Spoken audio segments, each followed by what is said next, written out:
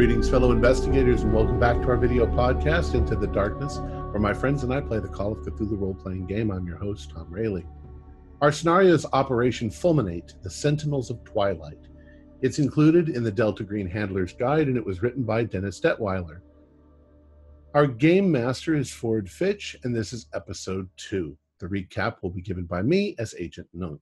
So, without any further delay, let's continue our journey into the darkness. In all things, we must remember that our lives are fleeting. Pulvis et umbra sumus. We are but dust and ashes.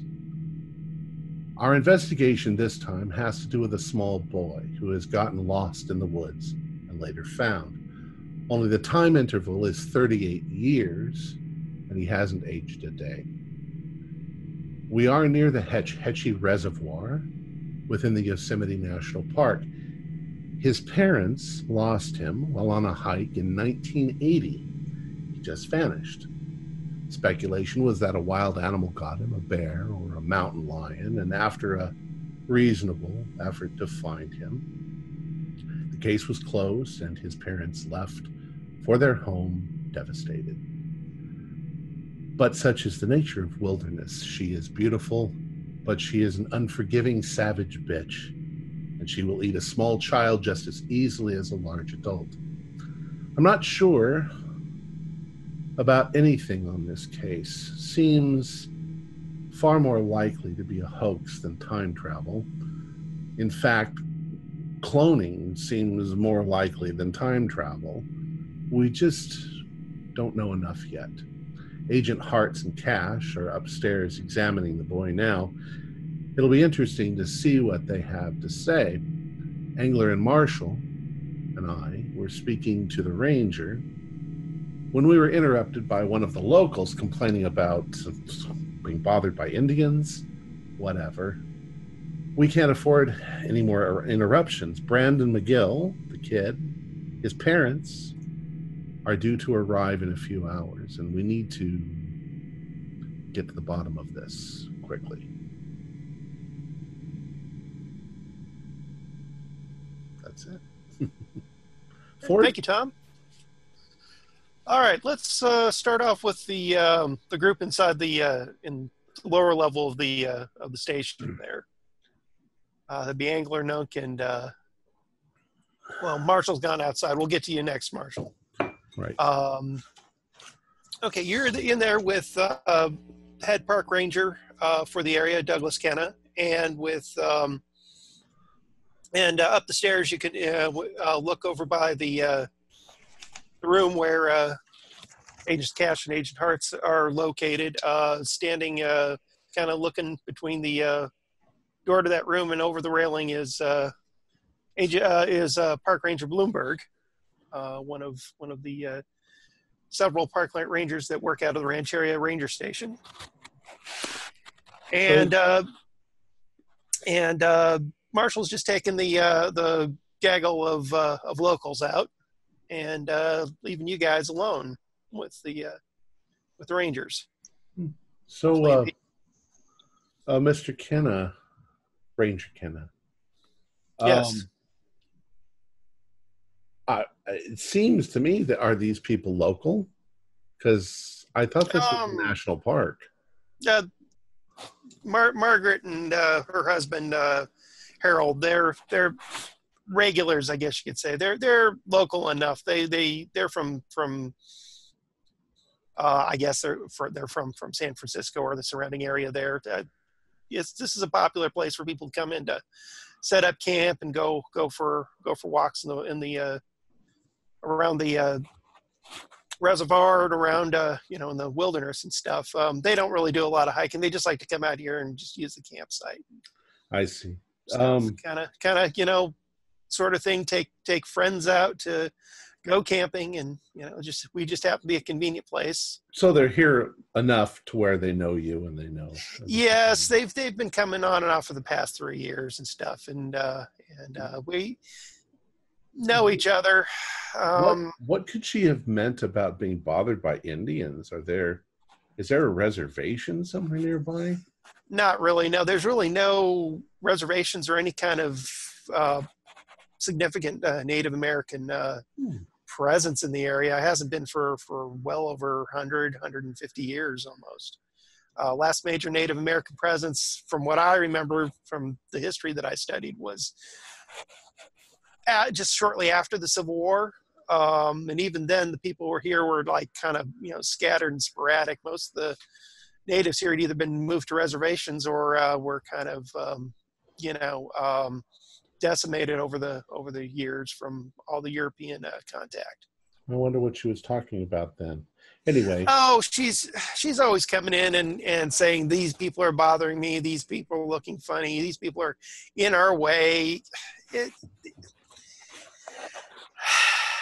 I hesitate to say this, but Margaret and Harold are rather, well, they feel themselves rather entitled. And anyone who is, shall we say, not of their social standing tends to be a nuisance. And this isn't the first time. If it's not Indians, it's hipsters. If it's not hipsters, it's hippies. It's or those backpackers who just came in off the trail that are a little bit ripe.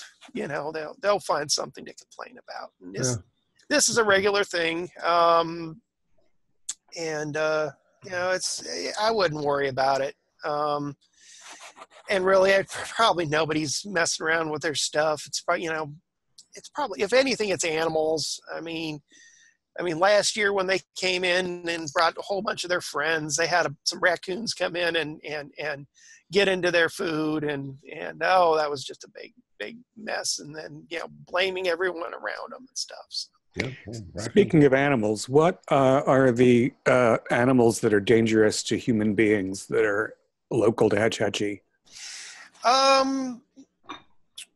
We do have mountain lions in the area, but they're not common. And they haven't been as common with the fires over the past 3-4 years. That doesn't mean that they're not out there. We also have black bears in the area, but unless you run into a mother and cubs. Yeah, they really don't bother people. There was a big rumor about a couple of years ago that there was actually a grizzly bear in the area, but no one's ever seen one for over 100 years. Survived down here, yeah. Yeah, and even if they were here, they'd be at the best an itinerant thing, and they'd probably be found in the surrounding area and probably relocated. Do you keep a regular record of injuries, accidents, deaths, disappearances in the park? I personally have kept a decent account, but to be honest with you, we're not really tasked to unless it's some major situation. We're not really. There's no formal system in place then. Pretty much. Although myself and my former predecessor. Carla Finch, we've kept our own records and stuff, little, things here and there. And usually about after a few years, we end up, filing them or they get sent in and stuff. Our headquarters at Yosemite does have some things on file, notable things. Especially, like with, I guess, the situation with this child here. There was, search and rescue efforts, but we really don't have any kind of major thing in place for recording this sort of thing, and we haven't been given much of a directive to do it. Can you make the records that you have available to us? I'll do what I can with that. I wouldn't say it's anything formal or a lot of notebooks and stuff, but I can do that for you. Well, I'd appreciate that very much. With the FBI, do a lot of paperwork, so yeah, we're kind of used to having all of the dots, all the I's dotted and all the T's crossed. Right. Gentlemen, I just want to let you know that, as I mentioned, we've been working to keep this under wraps. The only people who are really familiar with with Brandon are myself, my immediate staff, and Dr. Jason Adams with our search and rescue friends from Australia who are staying at the lodge. Okay, it sounds like we might want to speak to Mr. Adams. Yes, Dr. Adams. Dr. Adams was the one who had a look over Brandon, Mm-hmm. and he could tell you more about his situation than I could. What was your impression of the boy overall?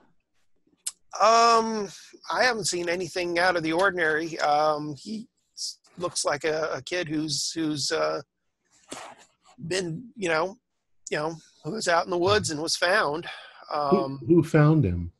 Yeah, my second command, Tamika Gallegos. Actually, I think she's with Dr. Adams right now. They should be coming in at any time. She's the one who found him and can tell you more about the circumstances behind it. And she's also the one who, I guess, spoke with his parents when Brandon called him.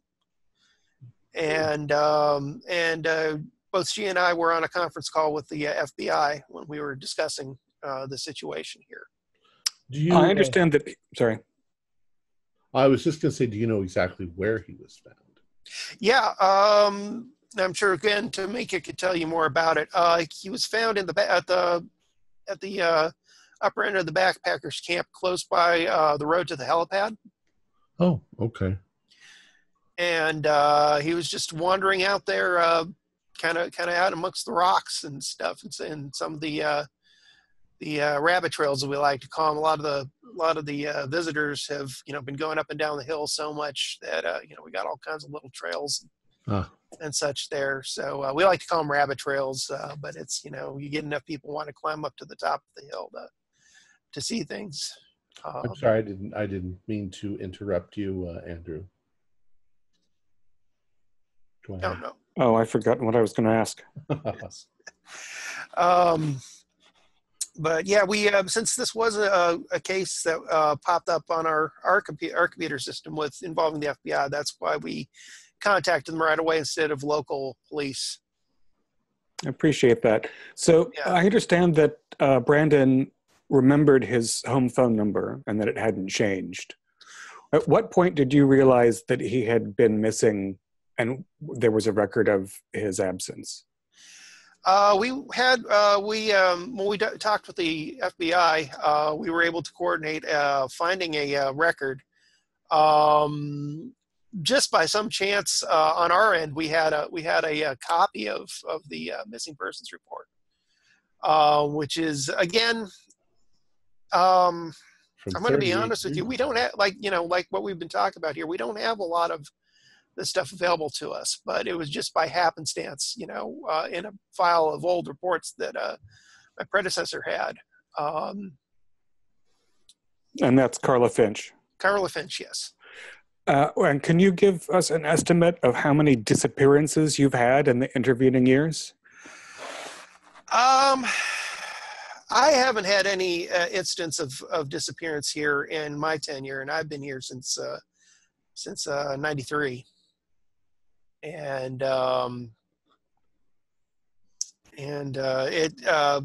But Carla had several on hers. A lot of her predecessor had back in 1980. I don't remember his name off the top of my head. But he's the one who handled Brandon's case, and but Carla had a few. There's been several here, but I would guess not. It's like any kind of area with people and stuff. People go out and people disappear. And you've been here since '93. How many people have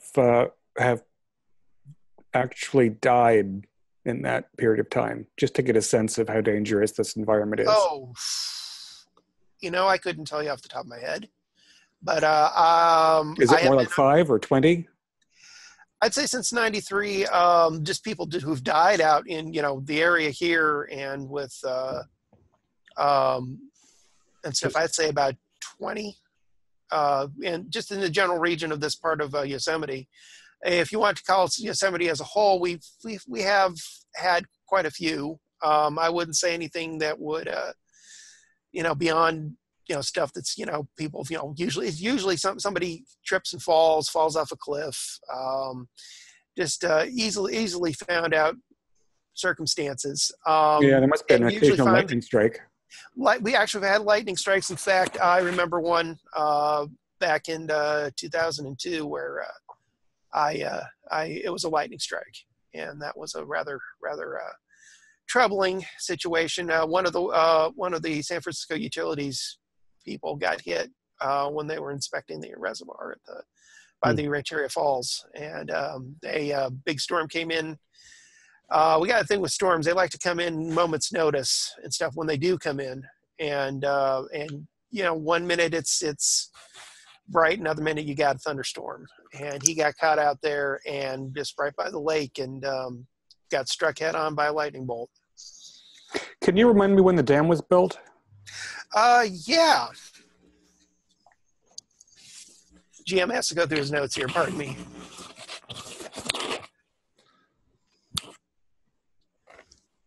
It was built when it was finished. Okay, it's not in the book, so I got to go to my extended notes.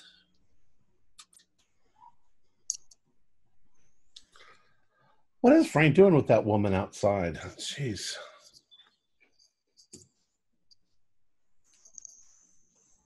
I don't know. I just hope we don't have to hear her screech again.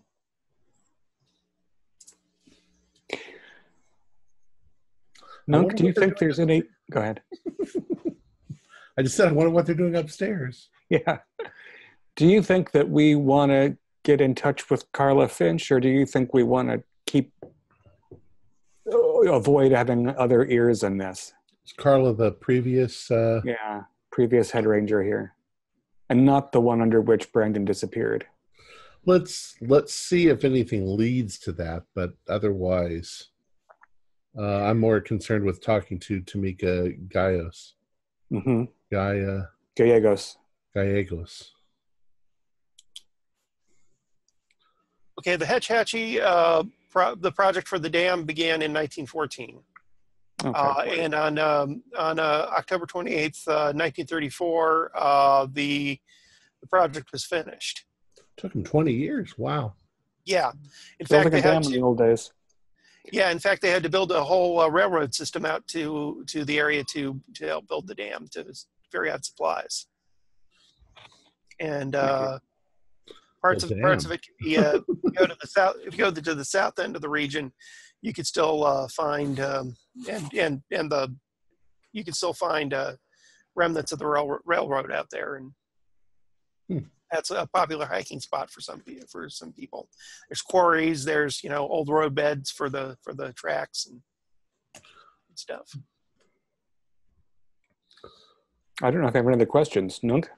I can't think of anything at the moment. Okay, let's switch over to Agent Marshall. All right. Okay, you're carrying out you're guiding the Margaret. And she's with her a man who you assume is her husband, and another middle-aged lady. They have the air of money and not a lot of sense. Well, Margaret, what's your last name again, Margaret? Yeah, I am Margaret Webb, and who are you again, sir? Margaret Webb. I tell her the name that's on my falsified IDs. Okay. All right, I show her right up to her face. I show her, Margaret. You're with the FBI? Oh, absolutely. And let me just can you just repeat the phrase you said a few moments ago? Oh, you want to know? Yes, we've been accosted. Maybe you could help us out here. I mean, since can you tell me exactly what you said one time for the record? Well, we've been accosted by some Indians. We had Indians in our camp. I believe the exact phrase was "damn dirty savages." Yes, okay, that's excellent. what they are. This is severe problem here, ma'am. Severe problem. I'm not sure if you're It aware of is. the Indigenous Peoples Act of North America. It's in accordance with the Homeland Security Terrorist Department, and those words that you spoke are actually terroristic threats towards Native peoples. And I'm going to have to Oh, place you and your husband under arrest. And this will probably take about 6 months of court cases, lots of money and fines and lawyer fees for yourself. We take this very terroristic threats ever since 9/11 extremely serious, and I'm glad that you were honest and told me the exact words you used, because those are terroristic threats against indigenous people. If you could just turn around so I could put the handcuffs on you, please. okay. They all got gaping mouths, like going, what? Did I stutter, miss? Okay. Her husband pipes in and says, whoa, hold on. I mean, we could forget all about this if you are honestly and truly sorry for the disrespectful terroristic threats that you did utter. I mean, we have a group of witnesses. All federal marshals did hear you. All federal agents. A room full of them, by the way. Okay. The husband. He says, "Sir, I'm Harold Webb. Please, there's a misunderstanding here. My wife is just a little bit upset, and I don't think she meant anything she said. Did you, honey? No. I think we've had some problems with some people in our camp, and according to her, they look like Native Americans, and she's just upset. Please do forgive her. She doesn't mean anything by it." Not a problem, sir. Why don't you and your lovely wife and your who is this? This is our friend. This is our friend Annette. All right, Annette. Why don't you all go back to your camp, open up a bottle of Chardonnay, relax by the fire, and call it a night. Myself and some of the other agents might swing by just to make sure everything's okay sometime in the near future. Why don't you keep it quiet, enjoy the rest of your beautiful vacation, and I'll just forget this ever happened. I flip my hat, turn around, and walk right back in the door. Yes, sir. Okay. And kind of close it loudly.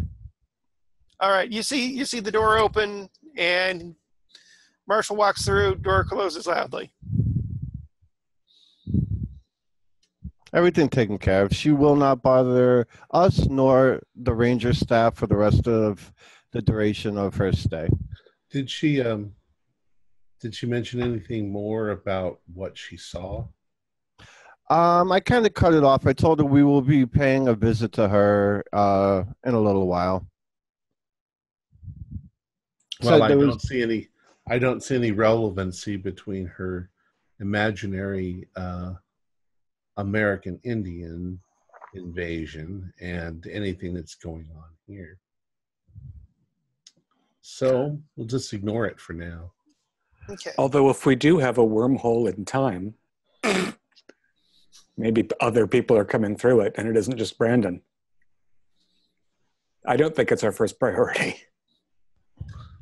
Well, since we need to discuss that now, we'd have to imagine that if American Indians did come through a wormhole into our time, they would still think that this was their land.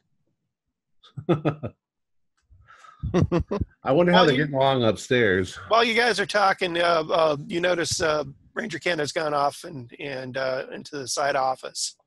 They're, I guess, taking an opportunity to give you guys some time to discuss while he picks up those files you asked for. Okay. Upstairs. What's happening upstairs?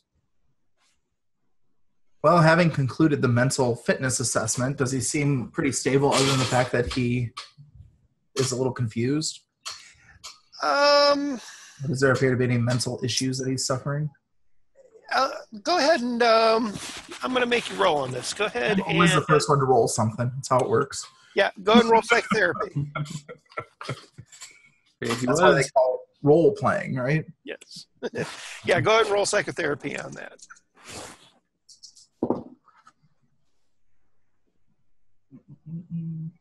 Yeah, I got a 16. Not bad. 30. You're not an expert, but what your training has taught you is that he looks like he has had some serious issues. Looks like that he's got some stuff that's repressed, even though he seems a little bit bright and happy right now. It's just little ticks and little nuances and stuff. You might have caught on occasion him mumbling something. Like what? He's kind of just mumbles something under his breath on a offhand sort of thing. Didn't hear what exactly he was saying. He's kind of mumbles a little, but he looks disorientated and stuff. He seems, it's like things. I mean, he's still trying to wrap his head around, like the video game thing, for example. And he mentioned, the situation with the cell phone, and trying to wrap his head around that. Look, son. I'd just like to know if you could do me a favor. Are you any good at drawing? Yeah, I could draw. Are there crayons in the area or anything like that? Not really, but there's pad and paper, pad, paper, and a pencil. Here's what I'd like you to do while my colleague here asks you a few more questions. I'd like it if you could just draw what that cave looked like and what those people look like that you saw, and maybe write down a list of the other kids that were with you at the time. Okay, I'll try. Yeah, just take your time. There's no hurry. Okay. I take it you also did a cursory medical look over on him. Not anything intense, but just kind of a. I mean, I did a fair, just little physical. I didn't make him run in place for 10 minutes. And right. check his heart rate. He looks a little haggard. He looks like he may have been a little dehydrated, but maybe a little bit of trouble with the heat. But he looks fine now. I'll give him a glass of water so he has something to drink. Encourage him to drink. Oh yeah, he's got a thing of tea there. What do you think? He gestures to Cassidy. Also, is Brandon actually drawing, or does he seem to be a little bit hesitant? He's kind of a little hesitant. He draws just little few lines, and then it's like it's a little difficult for him to draw it out, but he is doing it. Okay. So while he's doing that, I'm just going to go over and I want to message a agent who's the internet search guy that we have back. Oh yeah, that'd be Sparky. Sparky. Yes. I want to see if he can try to find any more information about a cave for me. I did a little bit of Google searching between games. I just want to. Okay. There's something called Lilburn Cave. It's near Yosemite. It's in the Yosemite area, and it has blue coloration to it. I just want to see how close it is to us, because he mentioned going to a blue cave. Actually, it's quite a distance away. Okay. Yeah, Sparky would say it's quite a distance away. It's in the overall region, but that's going more south to your location. Okay. And there isn't any other blue caves that are known for their blue coloration in the area? I'll look into it. By the way, I got some further bits and pieces of information from the FBI records about Brandon's situation and stuff. I don't know if they'll be useful, but I can pass along to you here. Yes, that would be appreciated. Okay. I'm sending you the records right now. This is all typed out on the screen. Sending the records to you right now. The gist of it is folks seem pretty legit. His dad, Ian McGill, worked in a lot of business in the 70s, including in the late 70s and early 80s, and up till past Brandon's disappearance. He worked for Midway Games in programming and business. There, he also had a chain of arcades that he ran as a side business in Kansas, and he's still in running the arcades still to this day. It's basically a little bit more of a side business these days, but worked in various other areas of the burgeoning video game and electronics entertainment field back in the mid 80s to early 90s. Is retired. The mother is nothing significant. The only other big thing that's coming up was a police report back in 1979 in regards to a domestic dispute. Apparently, Ian and the wife got into it and made a big stink. Apparently, something in regards, according to the police reports, to infidelity on Ian's part. But the couple reconciled and nothing significant after that, and been together ever since. Okay, was that dispute that they had, was that close to their trip? Or did it happen after? No, it was the year before. It was the year before their trip. Okay. Don't have any further information about the trip itself, but it was a year before. Then I be speculation on my part, it's Sparky, but trip might have been just one of the ways to try and bring the family back together. All right, that's what I was kind of hinting at, I guess, asking its relevance. Oh, that's Sparky. That's Sparky. Good, yeah. Sparky makes it clear that that's his their year his apart. take on it. Okay. All right. Well, thank you, Sparky, and just continue trying to find any caves, known caves with blue coloration. I'll see what I can do. All right. And has Brandon made any more progress on his drawing? Yeah, he's it's been about, I'd say, just a few minutes there with you and Sparky, and because Sparky's been talking with the chat and stuff. Brandon's kind of doing stuff. He takes a moment, hesitates. You also notice when he's drawing, he's mumbling to himself. I'm paying particular attention because I've noted this. Okay, but it sounds a little more audible there. Okay. He says, "Sawa, sawa, sawa, sawa, sawa, sawa." Hey, Brandon, what are you saying there? Saying something? I'm not saying anything. I'm gonna take a good look in his eyes. He seems genuine. I'll give you that. Well, I was just looking to see if he looked like he was a little bit blank or not. Or some sort of... Dr. Bob. Yeah. Would it be okay if I get something to eat? Can Ranger Kenna or Ranger Gallegos give me something to eat? Sure, I'll let him know. You keep drawing here. We'll get you some food, okay? Yes, what do you want? Be right back. Like some Doritos, and like Doritos.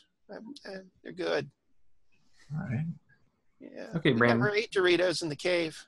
What I really do need to know from you, though, yeah, is what the names of those other kids were that you were with.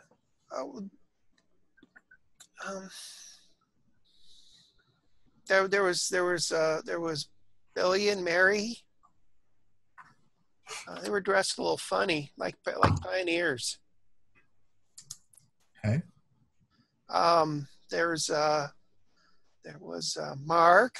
Mark was he had a shirt. Like a shirt with squigglies. Yeah, and a headband. There was little kids there. Some of them didn't have clothes. And how did you find these kids? they were in the Blue Caves, and they went with us and the big people when we left and went outside. And a couple, I remember a couple of the little ones. I didn't see them. They were there for a little bit, and I didn't see them. Was there any water or anything like that in the cave or nearby? Yeah, there was places in the caves with water. Mm-hmm. Yeah, that's where we would go eat. And Brandon, did the big people say any words to you? Did they talk to you? They don't really. They talk, but they don't really talk. Kind of like like cartoons. You like Saturday morning cartoons? Yes. But so did they say words to each other? Yeah. Were they kind of funny words? Did you recognize any of them? No, but they talked, but they didn't talk. Like cartoons. So are you saying if they spoke to you, Brandon, did you hear anything with your ears? I heard them, but they didn't really talk. But they talked like cartoons. Oh, okay. You said you were eating at the water in the caves. What were you eating? Were you eating Doritos? No. They gave us a soup. A soup? What was in it? Do you know? It's like mushrooms and green things and stuff. It was okay, but it tastes like paste. Interesting. Green things like kind of like grass or like things like that? Yeah. Like looked like bits of green things. Like what's that word? What's the word? Mom had a word for like the stuff Mom put in her cooking. Like broccoli? No. Like put it all over the food and stuff, or put it in like stews. Yeah, okay. Well, one last thing here before we head out and leave you alone while you're drawing your picture here. Like Doritos. Doritos are good.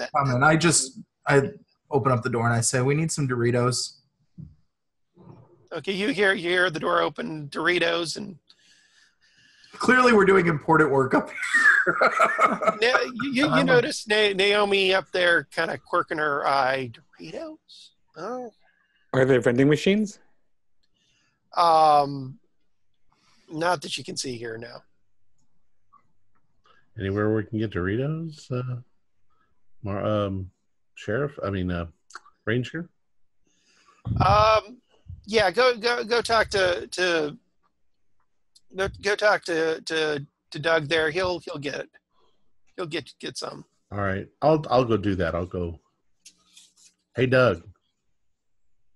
You got any burritos? Yeah. He's coming back with his notebooks and stuff. Yes.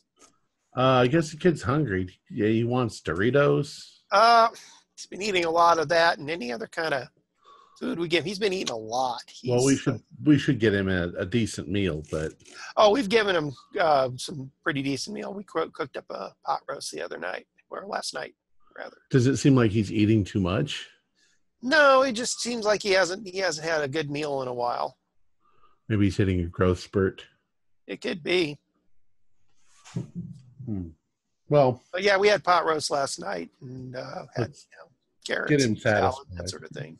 Pot roast sounds delicious. Oh, it was great. Tell you what. Do you cook?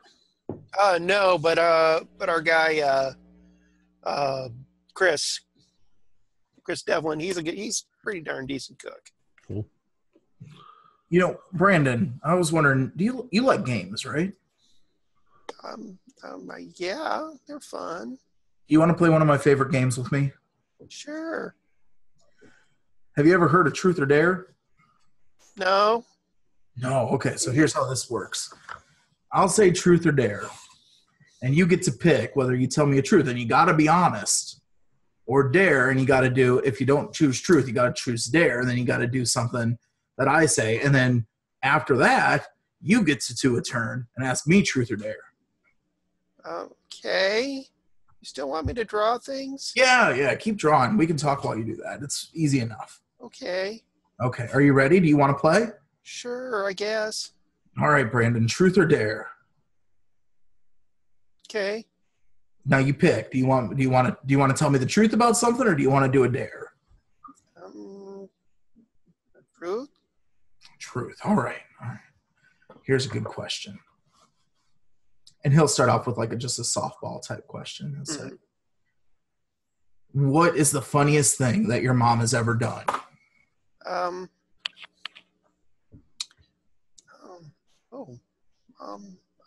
Just silly question, right?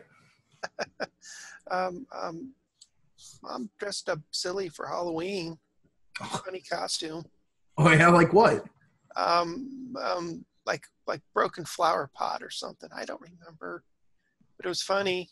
It was a long time ago when I was really little. That sounds funny. Everybody was laughing. She was laughing. Guess it was like some broken flower pot, something. All right, it's your turn. Now you get to ask me if I want to do truth or dare. Okay. What do you want? You got to say it, truth or dare. Truth or dare. Okay, I'll take a dare. Okay. Yeah. Now you give me some kind of challenge. That's silly. I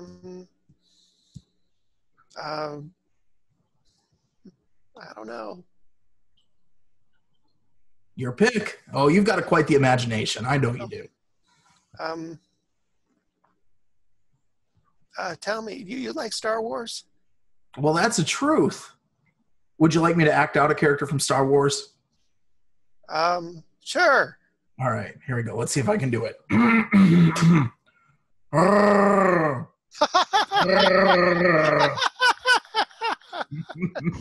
That's fun. Funny. All right, my turn. Truth or dare? You want to do a truth? Yeah. Okay. All right. Can you tell me exactly where that cave is? That's their truth. Tell me exactly where that cave is. No.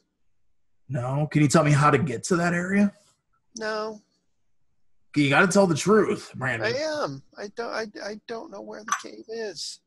Okay. That's okay, Brandon. That's all right. Okay. So we're gonna we're gonna go try to track down where those Doritos are at. I'm gonna go talk to your friend Dr. Adams for a bit. If you just want to stay in here, relax with your Xbox and with I'll be right back, and I'm gonna go out to go talk to the others. And I'll hang out with him and play some mindless truth or dare and try to get some questions answered. Okay. Go ahead and just come up with a general set of actual stuff you want to get sussed out of him, and I'll go with him. I'll write some down here. Okay.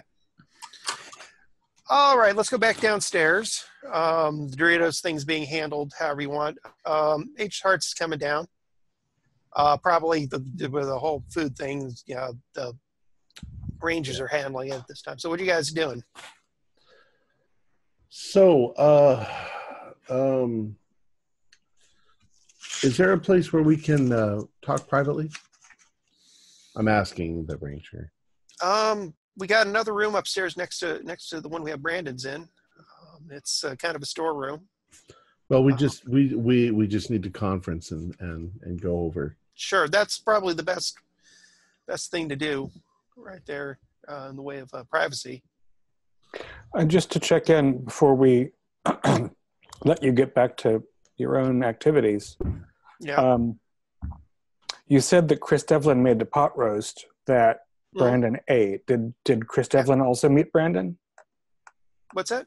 Did Chris Devlin also meet Brandon? No, he hasn't met Brandon. He knows about Brandon. He knows that we found a missing kid, and that the authorities are coming in to investigate. But he's been in and out. He's been working with the water and power guys. So only you, Ranger Kenna, and Tamika Gallegos have actually met Brandon? Myself, Ranger Bloomberg, Ranger Gallegos, and Dr. Adams are the only ones who've had extensive contact, but the rest of my staff is aware. So how many people would you say that was in total? I would say, with myself, please. Six, actually 7 people because Dr. Adams has mentioned it to his director and stuff. Forgot the director's name off the top of my head. Mackenzie, that's his name, Albert Mackenzie. Okay. I'm just, this is a sensitive matter and I'm trying to keep track of. I appreciate that you have taken that into account. Also, how many people that are aware of the boy are also aware of the anomalous nature of this case? Just myself, Tamika, and Dr. Adams. So the 3. Yes. Well, let's go discuss it upstairs. Okay. Yes. If you don't mind. No problem. Thank you, Ranger Kenna. We really appreciate your cooperation. No problem. If you need myself or my staff for anything, just let me know. Ranger Gallegos and should be in at any time, and I will send word to have Dr. Adams come and join us here. Excellent. Because he could tell about the medical situation with Brandon there. I would also like some Doritos, and I would like some Cool Ranch Doritos. No problem. We can get you set up. Almost Paros. Okay, right. Dr. Bob, we'll do you quick, and then we'll go to the secret conference here. All right, just a few questions here. Yes. One of the questions he'll try to get is, what would the clown people tell you when they talk to you? They're interested in me. Okay. For what? They say I'm special. Okay. And what would the other kids tell you? We were all right, but they were confused. They're sad. They want to go home to their moms and dads. Okay. But they weren't sure why we were here with the big people. Mm-hmm. And did you see any writings or drawings in the cave where you were at? Yeah. Like what? Lots of pictures and Of what? And stuff, animals and all kinds of things and stuff. Kind of like Dad had a book on Mexico. Looked like Mexico pictures. Okay. Yeah. And have you been to Mexico? Have I been to Mexico? I've been a lot of places. I don't think I've ever been to Mexico. Have you been to Mexico? Yeah. Dad took us on a trip once. Interesting. Yeah, Where at? A lot of trips with Dad. Dad took us many places. Okay. And did you see any other, I know you like video games and stuff like that, but did you see any other gadgets or technology or anything like that there that was unusual for a cave? The big people had like museum thing where they have all kinds of stuff that in there, like street signs and wagons and all kinds of things. Okay. It's like a museum. And what is the weirdest thing you saw there in that cave? Okay, on this one, I'm going to have you roll a. I will go ahead and have you do a. Well, the closest thing you have to a charm or a persuade. Yeah. Okay. Yeah, persuade. Let's go with persuade. Here's hoping.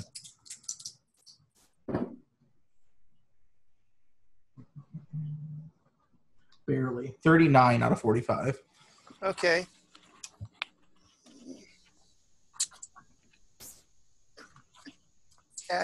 Statues.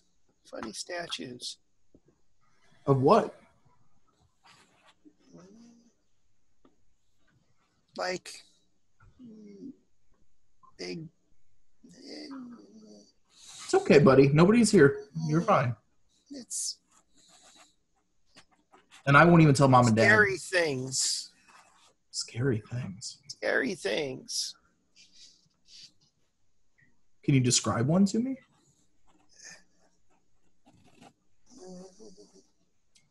Okay. About this time, you notice that that glass of tea that he was drinking looks like it's shaking. Okay, note that. And you kind of feel a little bit of a sort of a vibration go through the room. But she says, like big hairy things. Big hairy things. Okay. Yeah.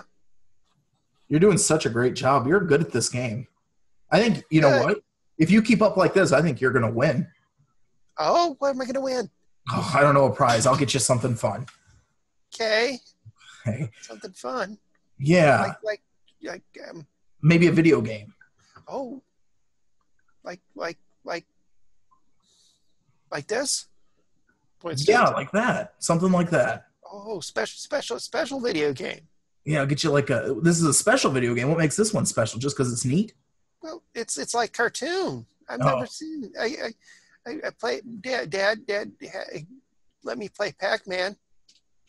When we visited his friends, and that was fun. And played others of video games.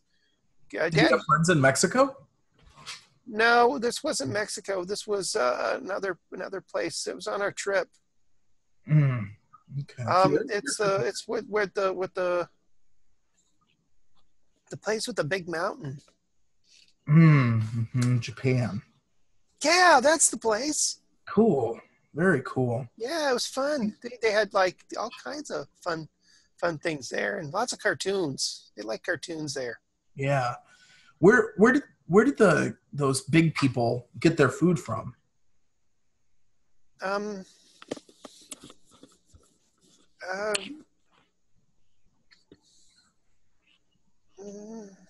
go ahead and roll again. Oh, Jesus. Oh, maybe I'm throwing my dice on that.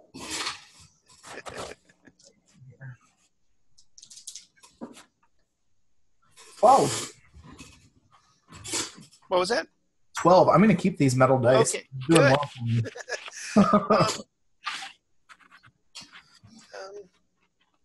They came from this thing they kept on talking and saying. They would say words and then they'd get food? Yeah, I think their food. I think they may got it from this thing. Don't know. What thing?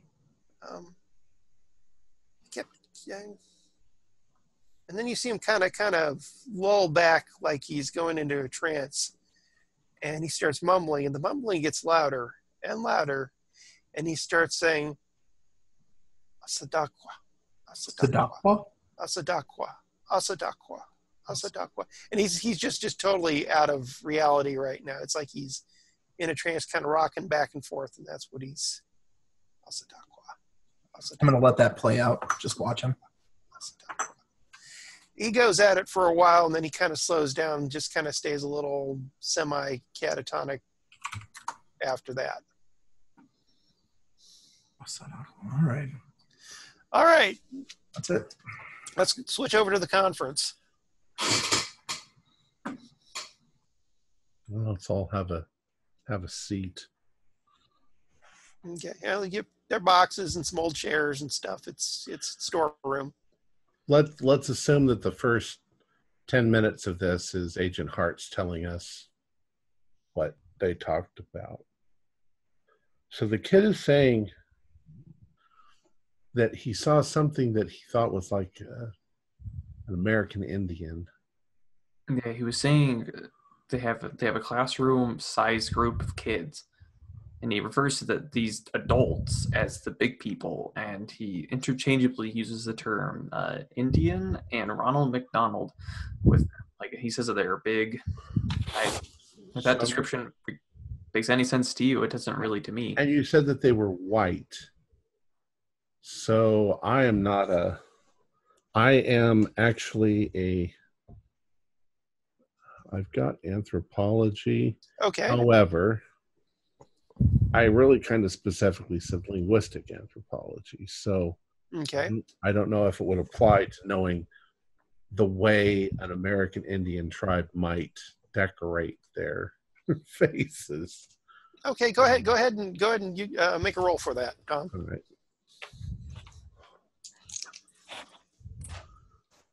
76. That's 6 points off. Can I spend luck? Roll 50. Roll a d20 since luck is 50-50 shot. Not d20, but You wanted me to roll a 20-sided dice? No. I'm sorry. I was thinking other terms there. Just go ahead and make a standard roll there. Oh, okay. But we're doing that. Yeah, we're using Delta Green luck. Yeah, we're using Delta. I got a 51, so it's not a. No, it's on the tip of your head. You're on the right track of. You're on the right track of Native Americans. Painting themselves and decorating themselves, and sometimes even using wild colors and stuff. But, yeah, we can think maybe what he means is they have their faces painted white, and they have something red. Yes, some kind of headdress. That's red. And maybe they have some yellow, because yellow would be Ronald McDonald. But he was saying that, so they have this group of children. In a blue cave. In a blue cave. They take them out occasion. They walk around. It was on one of these walks where he got separated, I think. I wonder if you said you looked into the caves. We should ask the rangers. They would know better where caves are in the area. We'll ask them in a few minutes. Well, now it brings up also the fact, Mr. Slim, that you said the woman said there were Indians. Yeah, now that now in hindsight, I wish I would have spoken with her a little more and found out some information. But I put the fear of God into her, and when we stroll in there to question her a little more, she'll be more than willing to answer any and all questions we have for her. And White, do you think? How do you feel about the boy? Do you think that he's relating what he thinks is the truth? I believe so. I know that his age are terrible liars, kids. He seems to be very genuine. He's like, so for instance, he's very confused by the Xbox. He keeps talking about how it's more closer to cartoons than what he knows as a video game. He talked about how amazed he was at what they called a phone. Right, this glowing box. He doesn't really understand. And when I asked him what year he thought it was, he thought he's only been gone for a couple of days. He thinks it's 1980. Where was Hart's there when he was describing the other children, or is that just Cash? I was there. I was there when he asked. He said, yeah, pioneer-looking kids and hippie kids and naked kids and. Yep. Mm-hmm. So, one of them's name is Mike. Billy, Mary, and Mark. Billy, Mary, and Mark. That's right. Figured well, if I had to make a guess, if we were to go by what information we've been given, I have to guess that there are children being abducted by something, someone, some people, and that they've been doing it for a long time. Did you get an idea of how many big people there were? Ronald McDonald's. Yeah. So from what I can gather, he talked about, so when I asked him, he says that there were less big people than there were kids. And he said there was about a classroom-sized amount of children with him. So that's around, I want to say 20. So whatever there was like less 1980, maybe more like 30, depending on Kansas. I don't know. If you grew up in small-town Kansas, that's probably not a whole lot. But right. He said that there were not a lot. He couldn't give me an exact number, but there were significantly fewer than the kids. So probably, but by my best estimate, complete conjecture here. I don't know. Maybe 5 to 12 of them. Would you say what's your idea of a 6-year-old's idea of a blue cave? Because I'm wondering if this isn't a natural landmark, since blue is pretty unusual. You're thinking like maybe a flying saucer? Well, at the extreme end of things, but there could just be an enclosure that didn't have straight walls. Yeah, maybe. Or there's strange lighting for some other reason. Or water, or that's worth looking into, trying to find out some. But you mentioned something else. What was it that Arthur C. Clarke said is that anything with sufficient technology would, look like magic. In this case, we can apply it to a kid. If he was in an alien, it's silly to say these things, but we're used to dealing with weird stuff. If he was in an alien spaceship, he might think it's a cave. He might think that things that he were seeing were pictures on the walls. And yeah. Now he also, he would also just talking about how these big people, they would communicate. They would say words to him without talking. Right. So if I was just staring at you like this, and you heard words, and like something telepathic is what he was implying between him and these big people, whoever they are. It's funny that you kept going back to the term cartoons, because cartoons move their mouths. But the words don't sync up. But did they talk to him in pictures? Maybe. What if they sent images to his head? Garfield doesn't move his mouth. Well, that's I don't know what kind of cartoon. I don't know whether the kid was talking about TV cartoons or newspaper cartoons. Did he seem more or less like a sane kid?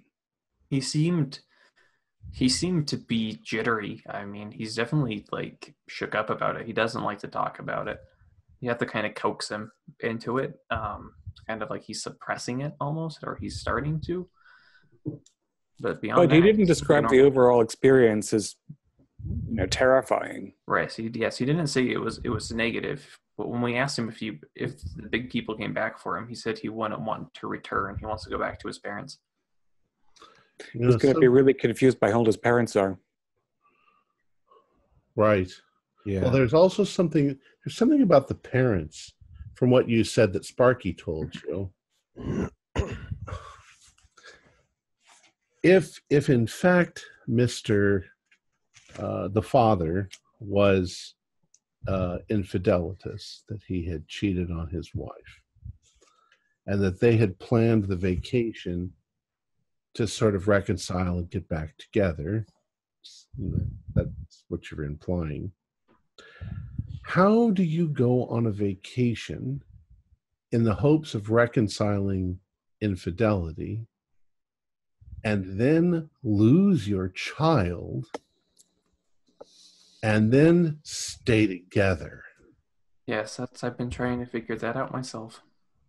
It doesn't really add up, does it?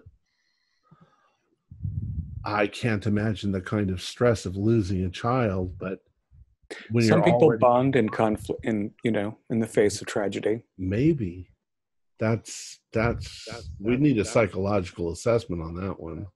Well, for the initial, can you hear me? Yeah. I think you're echoing. I hear that. Yeah, echo.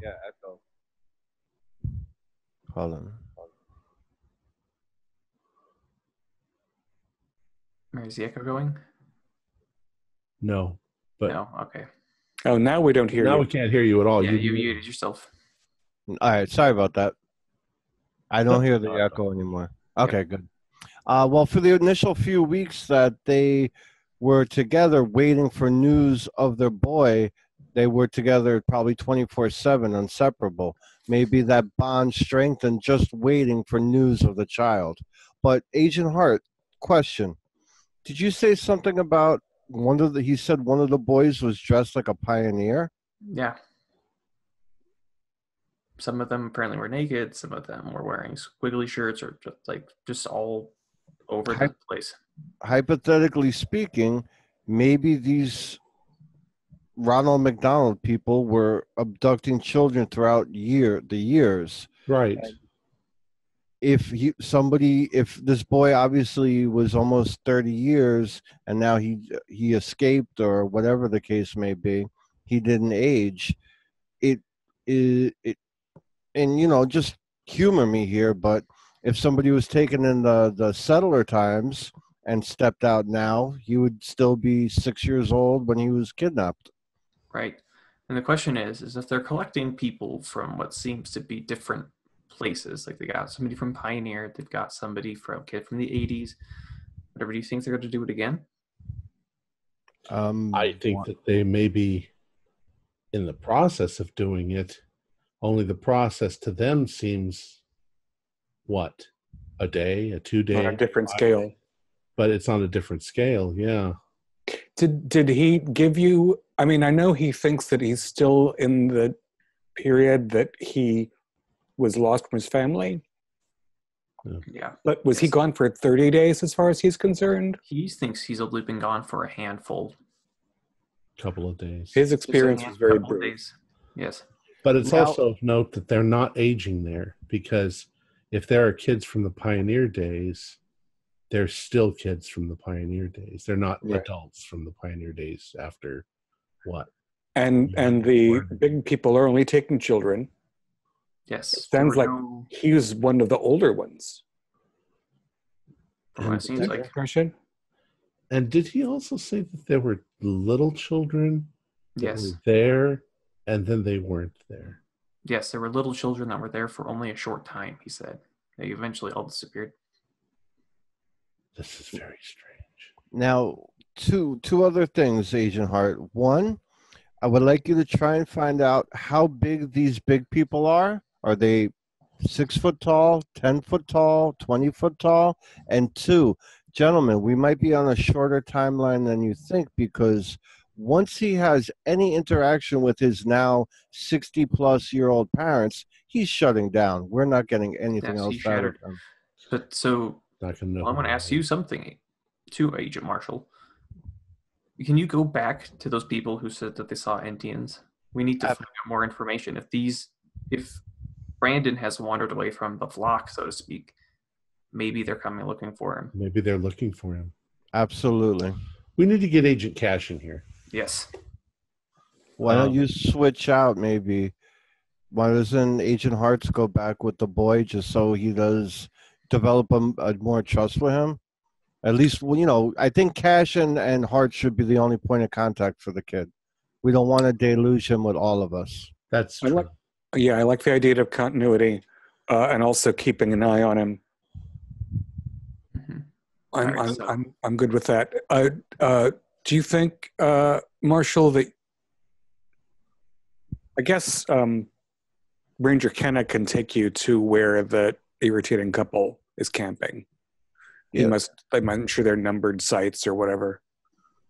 Alone. Yeah, somebody should come with me. That way we have, someone in the know with us watching my back and vice versa. Okay, I'll come with. All right, excellent. All right, and then if Agent no, if this is okay with you, when Cash comes back out, if you want to try to learn more about the caves in the area to see if there is some kind of and before we get Cash, before we do this, we need to think, what do we do here? Well, the question is the boy, because how do we contain a kid who's been gone for 28 years? Well, my guess we could is take him back with us and let Acel decide what to do with him. No, I don't think that's. I think that if we let his parents have him, there is going to be problems. The problems are going to be that he's not going to recognize them because they look much older than he remembers. But that's something that a psychologist can deal with. It might make the papers. It might become a sensation. It might be on the 11 o'clock news. But everybody who watches it will think that it's a hoax. because it's an impossibility. We need to get it on the 3 a.m. radio before he even meets his parents. In a month, it'll be gone. Nobody will ever remember that it happened. And he'll eventually have a life. But that might be above our pay grade to decide. It's outside of our venue. What we need to do is find out if there is some sort of a blue cave with aliens abducting children and stop them. And time travel technology. Yeah. I keep thinking about that, and I'm sure that some of you have probably read the Frank Herbert book, Dune. And when you get towards the end of that, or the Frank Herbert Dune, maybe the Chapter House, I think that's the last book, they talk a lot about something called null entropy, a null entropy ship. And basically anything on the ship remains static, and it doesn't ever age. They store their food in null entropy containers so that you can store them indefinitely, and the food will always be fresh. I'm just wondering if it's not time travel at all. It's just that these things have the technology to halt entropy. Thus, pioneer kids are still pioneer kids, are stuck. And so are you can say shirts with squiggly. All I keep thinking of is tie-dye. So I'm saying hippie kids. And on that front, I'm wondering how Brandon lost his clothing. Because he specified, did he not, Agent Hartz, that some of the kids were naked? Yes. But he didn't acknowledge that he had been naked when he was discovered. That's true. See if we can find out, too, if they're experimenting on these kids. Yes, we need to. We also need to find out where Tamika Gallegos and Dr. Adams are. Well, hopefully they're on their way here.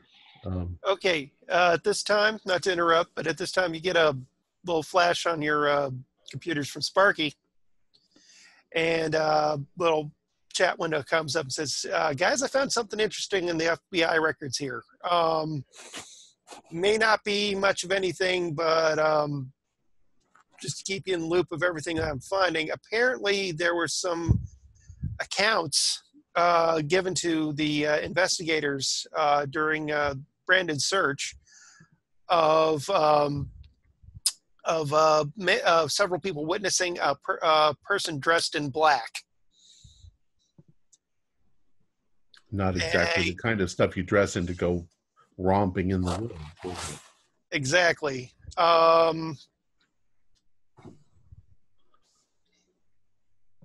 There was also a couple accounts of mention of seeing people who looked like Native Americans in the area as well.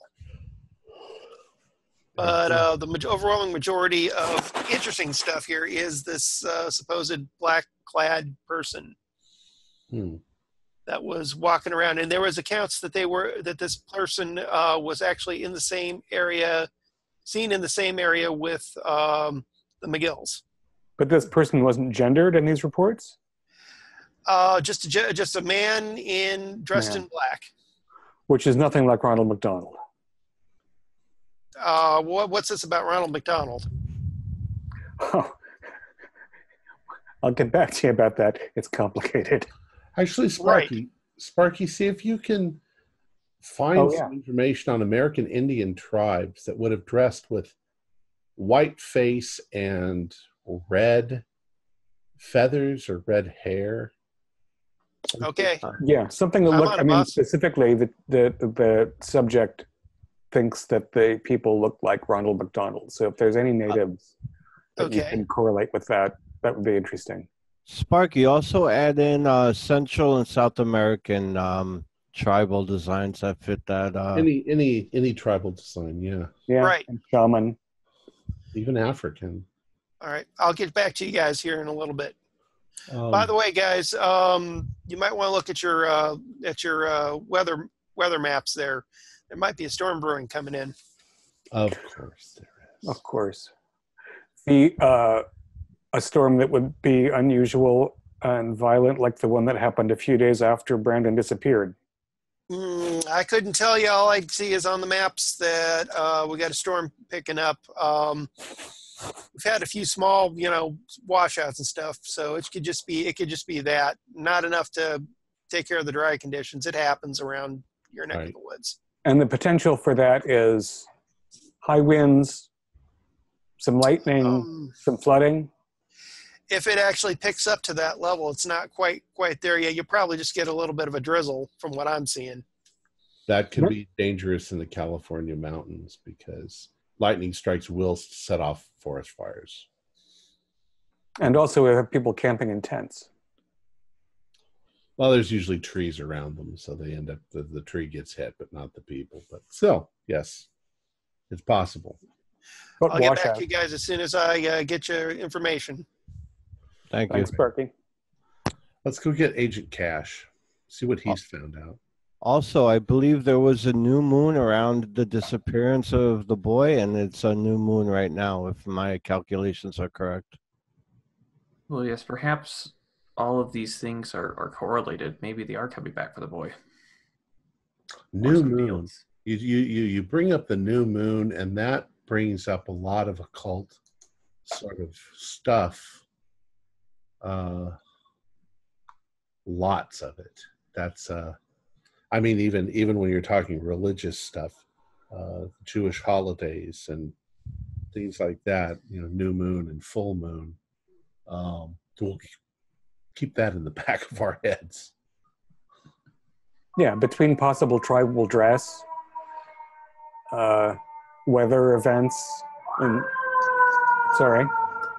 Uh-oh, the FBI are here.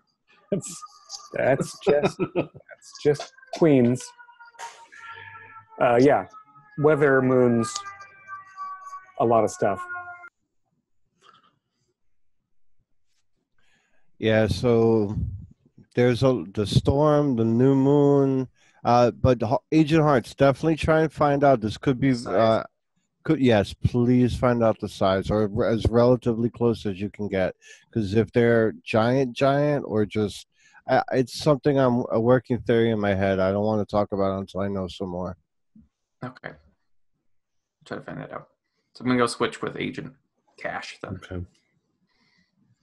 We can call them ginger squashes. Dr. Bob, in the few minutes before they come in to you, you see Brandon kind of rocking there, and he starts saying, Asadakwa, Asadakwa, Asadakwa. And then he kind of like comes lucid again slowly and says, Asadakwa. Might be where the soup comes from. Oh, hey, Dr. Bob. How you doing? Great, buddy. Great. I'm just looking up a few things while he's been in this trance and I've been listening. Okay. I've also been using my phone and doing a little bit of searching on some stuff as well. Okay. What you want to know? No, I just did some Google, so I'm going to just roll with it. Okay. Based on some Google. Fair enough. Fair enough. Okay. I figure about that time they'll come in to fetch you. So you guys see me doing my last dare where he has his hat sitting on the desk and his suit jacket draped over the chair and he's doing a little bit of a headstand against the wall, trying to the best he can. And he says, yes, when he adjusts himself and puts his hat back on and his jacket. That was a good game. You win, and I'll be getting you a video game. Okay. Sounds good. Gentlemen, are you ready? I have some more interesting facts. Well, I can't say that. Yeah, no, it's just Agent Hart's. Okay, so Agent Hart's. He's the only one because we're trying to keep the kid. We're not trying to overwhelm the kid. Okay, no problem. Yep. Looks like everything's kosher there, as it were. Okay, so we're going to switch off. I'm assuming Cash is going to whisper to me about the hairy people. Hi. And us. Yeah, I've got a lot of information here that I want to talk to you guys about. Are you guys meeting somewhere? What are we doing? Yes, we're in this room over here. Yeah, we were all in the room next door. I don't know whether Agent Marshall and I have headed out to find the arrogant people. Okay. Or whether we want to talk to Bob first. We still want to talk to Bob first, yeah. All right, gentlemen. I don't know precisely where to start, but after a vivacious game of truth or dare, we got to some really interesting information with the youngster, which we owe him a video game at some point, by the way. Look, there's a lot of crazy things going on here. Apparently, he took some trips not only to Japan, but to Mexico with his dad. He went there several times. What did his father do again? Does anybody know that? Video game designer, right? Oh, is that what he was? So it's no wonder that he went to Japan. And Yeah, not a designer. I thought he owned Programming and business. He ran a chain of arcades. Agent Arts would have relayed this. Yeah, Midway. he worked for Midway back at the time, which would obviously correlate with the fact that that Brandon had information on Pac-Man before it was widely distributed. Well, here's what I'd like to do, gentlemen. I'd like to go through the questions I asked him and kind of his responses real fast. And then I want to tell you kind of some stuff that I did some research when he went into his trance and started mumbling things. So he appears to have some psychological issues, some obviously trauma related. But I asked him what these clown people would tell him. And he said they were interested in him because he was special. And I'll come back to that in a second. What the kids would tell him is that they were confused and just wanted to be home with their parents. He said that there were drawings and writings in the caves. There were like all sorts of pictures of animals and stuff like that that were reminiscent of Mexico. That he reminded him of Mexico.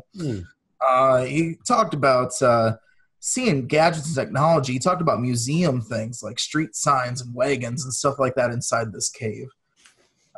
He said that there was water in the area and that they'd get fed from the water, some sort of soup that had mushrooms and other stuff like that in it, some green stuff, which will lead me to something else that I did some research on here in a second. I asked him what the weirdest thing he saw in that cave was, and above the wagons and stuff like that, he said that there were these statues of these really big hairy creatures inside the cave. And it appeared as though these fellas were conjuring food that he cited from a place called Asadakwa. And so I don't know if that's a native term or if that's a Hispanic term. Can you aqua is definitely water. Can you please repeat that? Asadakwa. I did some translation stuff on that, and I couldn't find much of anything except the Spanish translator said it was meant water handler if you break it apart. So that's an interesting water handler. And this focus on the water is quite interesting. Now, I did some research on this Mexico thing because he said there were Mexican drawings and stuff like that out of the area. And I found some interesting things. I looked up Aztec and Mayan out of curiosity just to see what I could find. And first of all, this region is known for a plant called blue dick. And this is Dicylostema capitatum. And this was managed by Native Americans before Yosemite was made. And when the people came in to trying to decide what was going on with this area, they determined that it wasn't the cultivation and the management of the natives, rather it was ancient geological forces that were fundamental in the allure of the Yosemite Park. I also did some research. Both the Aztecs and the Mayans have references to giants in their mythologies. Most cultures do. Sure. 10-foot tall people, about 650 pounds. The Aztecs called them Quina Metzin, and the Mayans called them Olmec, these people. But they used to eat this blue dick stuff in the area, and they thought it had some sort of metaphysical power to it as well. The final little tidbit of information, both the Aztecs and the Mayans are credited with having extensive calendar systems that are quite complicated. And if this is something to do with time travel, like the kids who are wearing old-fashioned pioneer clothes and stuff like that, there could be something to do with these calendar-oriented items, especially if there's Mayan or Aztec symbols drawn on the walls of the cave. So just a few things to ruminate about. And that is consistent with the lunar rumination that we were just having.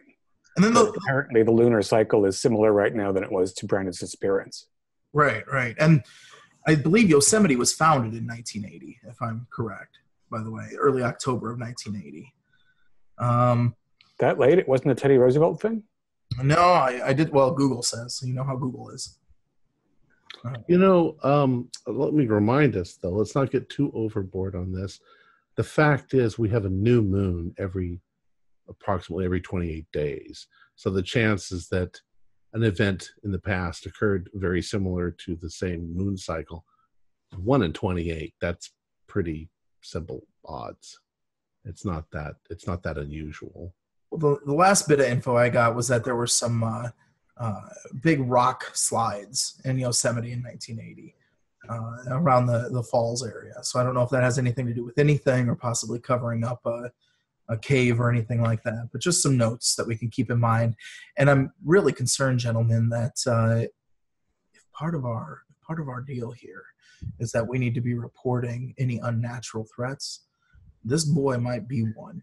I've seen some pretty severe, anytime he gets agitated or a little bit unnerved, vibrations start happening in the water and the room starts to shake a little bit. So it's something we need to take into account. If this boy gets out of here, and he's, God forbid, if he's part of the problem, he could say a lot of things that could be real detrimental to our progress here. Are you insinuating that he has some sort of supernatural ability? Psychokinetic?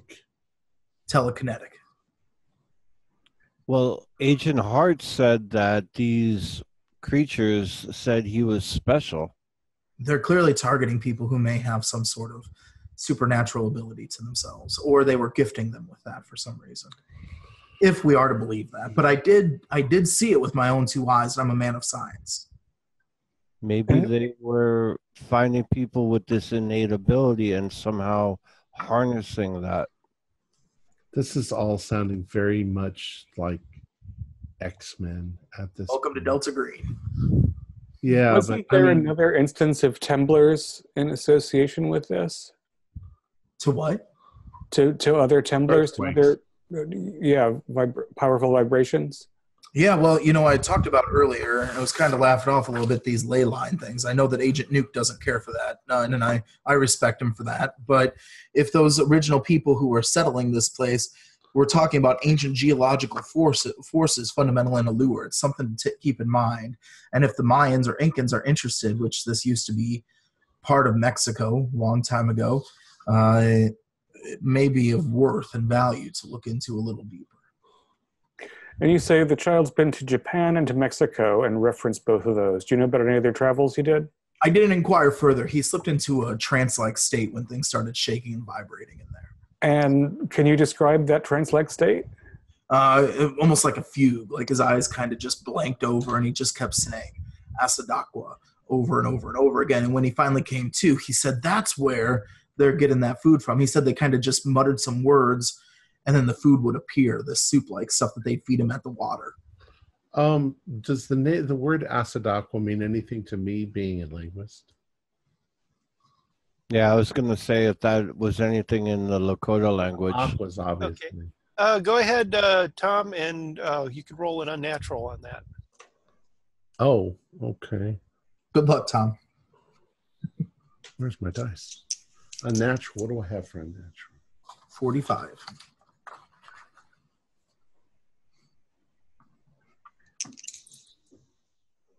I got an 09. So yes, I passed. Okay. I'm going to send you a message, Tom, and I'll let you figure it out. All right.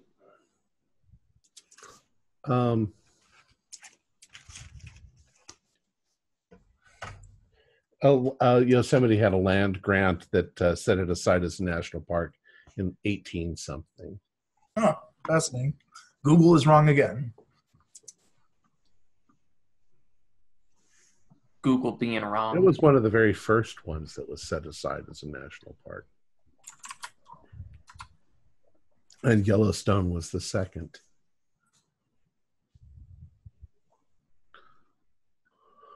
Are you sending me a message in the chat or? Chat. In the chat.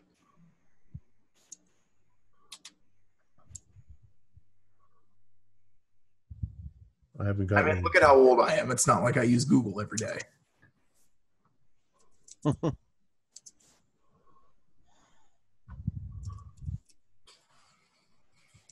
So you went upstairs and you said to a 6-year-old, "Let's play Truth or Dare."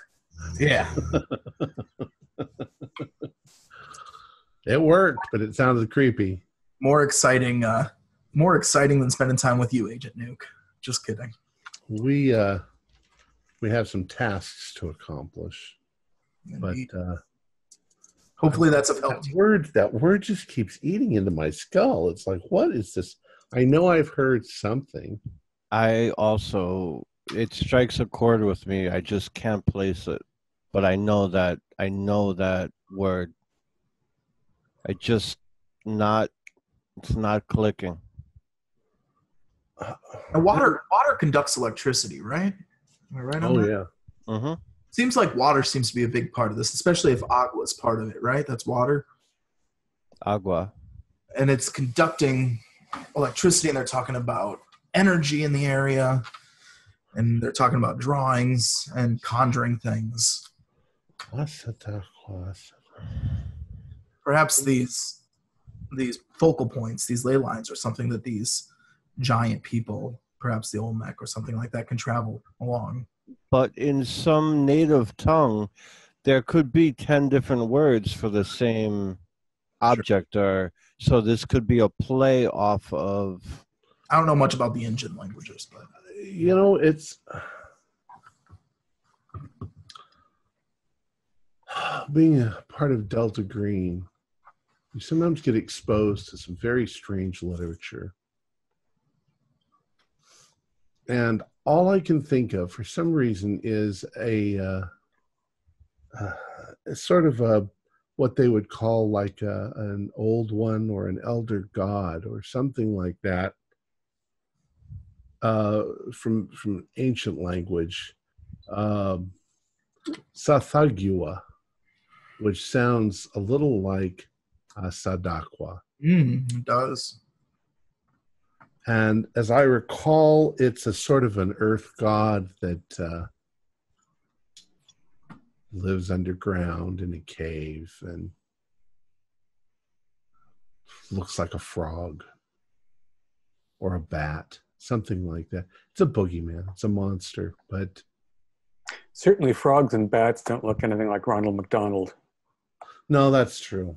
But they are. But that doesn't mean that people who dress up like Ronald McDonald can't worship ancient gods. And there's nothing more fluid than the names of ancient things. And I'm wondering about the big statues, though. Hairy.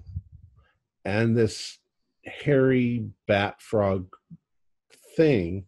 I'm just wondering if they were in a place where there was a temple, maybe an ancient temple. He said there were statues. Why would there be statues in a cave unless there was a temple of some sort? Certainly. Both statues in a museum that has mundane things like street signs. I don't think we've got a real idea of where this logically could be. Could we be trying to figure out things that are interpretations by a 6-year-old mind, and what he's saying to us, he says a statue, and then if we saw it, we would go, oh, that's just a stalactite, or... We definitely have to keep in mind that even though this kid seems clever and honest, he's just 6. Right. I keep seeing Ronald McDonald in my head, and he's kind of got a red afro, and that could look like a turban, and some turbans are red. I don't know. See, we're starting to read into this stuff. But think of some of the South American tribes. They would wear the feathered headdresses. They would possibly put like clay on their face. Sure. Red hair, red feathers, Remember, this kid was probably terrified. He's just choosing to remember the biggest details of it. He If doesn't they, have the vocabulary to tell us exactly what he's singing. Yeah, what's his reference set? Right. Okay, guys. About this time, you hear a knock on the door. Come in. You may enter. Okay. Opens up. It's Ranger Bloomberg. She looks in and says, "Hey, Tamika. Ranger Gallegos is here. If you want to come talk with her, Doug mentioned that you wanted to. Is the Ranger doctor Kenna here as wanted to well? talk with him. Is the doctor here as well? She goes and looks down. Yeah, Dr. Adams there from the search and rescue crew. Would you mind sending them up? Sure. one at a time. Okay, who do you want me to send up? It don't matter. Okay. I think it would make sense to talk to them separately if they're not needed anywhere urgently. I wonder, Right. Agent Marshall, if we shouldn't go and look at the campsite. I think so. I think we should take care of that while Nook and one of the other two agents speak All with right. them. Time is of the essence. Yeah. I think I'd like to get Agent Hartz in here. Maybe one of the Rangers can go back to watching the kid. What are you doing? What do you guys want me to do? Angler? I don't want to seem disrespectful to the Rangers, but I kind of feel like I'd like somebody from our team to keep an eye on the kid. Because if the kid disappears from under our nose when we've just left him with the park ranger, it's going to be really Well, hairy. he's been with a park ranger though for the day. I just outside the game. I just want to get everybody in the room so that we can all play. Morgan's just sitting there with nothing to do. Well, I'm just waiting for you guys to get going. I have some questions for Brandon. But Oh, okay. Oh, Well, let's jump over to that really quick, and then we can. I'm just going to start check out the window while they're talking about those people coming. I'm just going to check out the window and see if I can get a make or a license plate on the different cars that have pulled up. Okay, no problem. nice and paranoid. I'm gonna, Okay, Agent Hertz, what you're there with Brandon. Brandon's gone back to kind of drawing a little, kind of jumping between sketching a little bit and then going to the video game. Okay, I just want to take a peek at a sketch. What is he drawn? Kind of a real scribbly sort of thing, although better than what most kids would do. It shows shows like a bunch of kids surrounded by these big, tall people with like headdresses and stuff, kind of like descriptions of the big people there. No afros like Ronald McDonald, but like the red like fanning. yeah, you could take it as a headdress that they're wearing. I got you.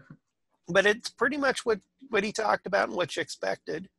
Okay, and they aren't like these big people in the drawing. They're not like looming over the kids. They're like seem to be they're normal. Like, no, they're not normal. Actually, the kids are Oh. very small compared to the big people. all right.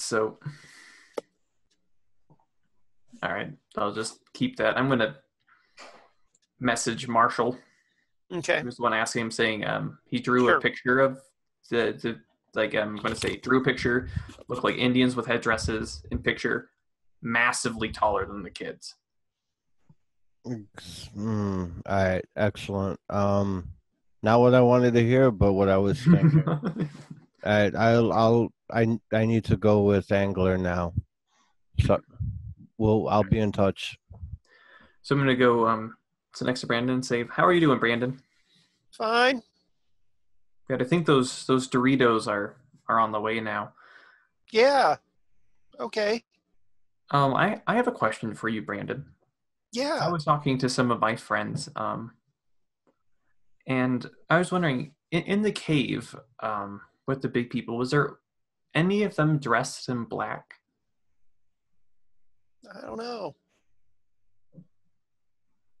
No, were they all dressed like how you had in your picture? guess so. Guess so. And were all of the big people always with you, Brandon? Yeah. Okay. And Brandon, Yeah. when you're saying that they talk to you like cartoons, when they talk to you, did you hear words or did you see pictures? It's like heard them in my head. Yeah. Yeah, like hearing in your head.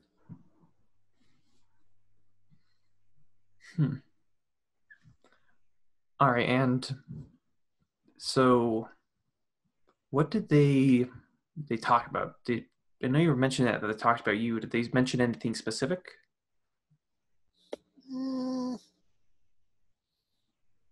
Special.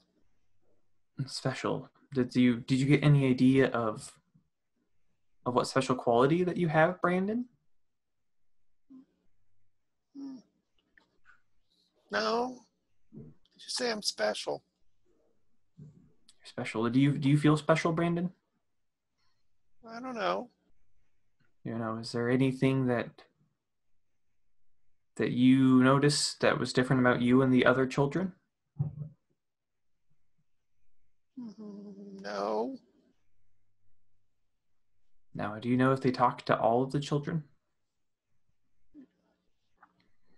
Don't know. Don't know if they never talked to you about it, the other kids? He's kind of shying away at this point. Okay. Let me think for a second. He starts muttering again. What is he saying? Asadakwa.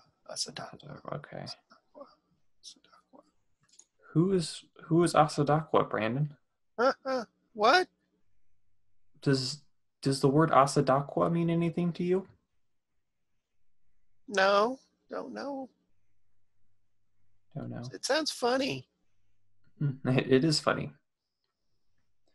So Brandon, I'm gonna go show him my fake ID and kind of point. Do you see this word agent here in front of my name? Mm-hmm. Do you know what agent means? You're with the police? Yes, in a sense, but you know, I want you to think us agents here. We're your friends, Brandon. We're trying to help you. Okay. Right, so you can think of us as friends. Okay. And so asking you as a friend, Brandon, I need you to think really hard for me. Did all of the other kids who were with you and the big people, did they all speak English? No, some didn't. Do you recognize what language they were speaking? Pedro spoke Spanish. Florian spoke Spanish. There was a kid that talked in some very weird language. Never heard it before.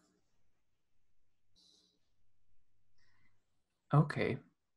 Interesting. And so were you able to did they ever mention where they were from, Brandon? The kids who spoke Spanish? Didn't don't remember. Okay. Are you feeling okay, Brandon? How are you holding up? Yeah, I'm kind of tired. I think I want to take a nap. I think that's a smart idea, Brandon. Okay. But can I take a nap? Yes. Okay. And he kind of puts aside the controller and just kind of, passes out. Looks like he's really tuckered out on that with all that. Okay, so what is everybody doing here? So I'm gonna stay and watch. Okay. him while he's asleep. I don't want to abandon him, but I do want to open the door and peek out to see if any of the other agents are around. Yeah, they're various places upstairs and maybe on the stairs and stuff. Okay, well, I'm going to motion the closest one to me, whoever that's going to be. I mean, I think we're all in 2 adjacent rooms on the 2nd floor. Right. Is that right? Yeah. So, yeah, if you just want to tap at the door, we'll all be attentive. Yeah, so I'm going to... Yeah, and you can go over to the door and keep an eye on Brandon in the other room. Okay, there. So I'm going to do that. I'm going to be like... Well, what's up, Cassidy? Hey, I was talking to Brandon. Not all of the kids who were taken spoke English. He said 2 of them spoke Spanish, and 1 of them spoke a language he did not recognize. So this kid has been to Mexico, and he's been to Japan. But he did not recognize this language. And he only could name a few kids, and some of them were really little, so they might not have spoken anything. Oh, I'm going to show them the drawing. Since he's asleep, I want to take it, and I want to just pass it to him to show the kids. And it's just pen and ink because they didn't have crayons. It's just pencil on a line pad. Is the cave? What does the cave look like? Is it just a big upside down U, and then there's a bunch of little kids and 5 Not so much the cave, but it focuses in on the kids surrounded that are surrounding and with big, what looks to be giants, for lack of a better term. And they're humanoid in shape? Yeah, they look like big torso. Native American-ish sort of, kind of very sparsely dressed, maybe in like loincloths with little bits and pieces, and then a headdress. It could be easily interpreted that way.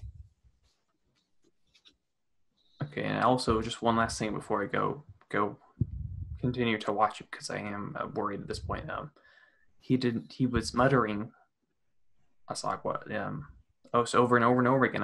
When I stopped him and I asked him what that word meant, he's like, what word? He didn't recognize it when he was lucid. It doesn't mean anything to him.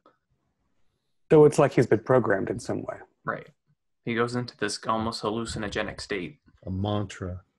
Yeah. Completely separate. He doesn't remember going into it. He doesn't remember what he says. The words don't. There's no connection there. And Cash, this is like when you said he was in a fugue, or I don't remember exactly how you put it, but that's the same thing.